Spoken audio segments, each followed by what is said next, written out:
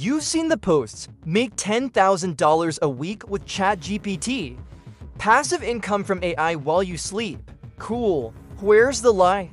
Right there, it's all lie, every pixel of it. Because here's the secret. The only people getting rich from AI are the ones selling you the map to the gold mine. After they pave over it, one guy made $30,000 from an AI course. He spent $29,000 on ads and taught people how to make an AI course. We've reached the prompt pyramid era, 1,000 dudes whispering, just sell the shovel, and the shovel is a Notion template named Freedom.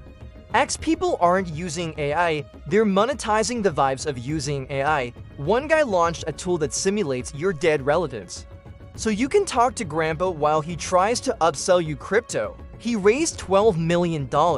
You're trying to figure out why your Canva file won't export. And the tools that actually print money, Apis or enterprise dashboards, locked behind paywalls that require a blood ritual to access. So what do you get? A lifetime deal on a voice cloner that turns you into a sleep-deprived Siri. This isn't a gold rush.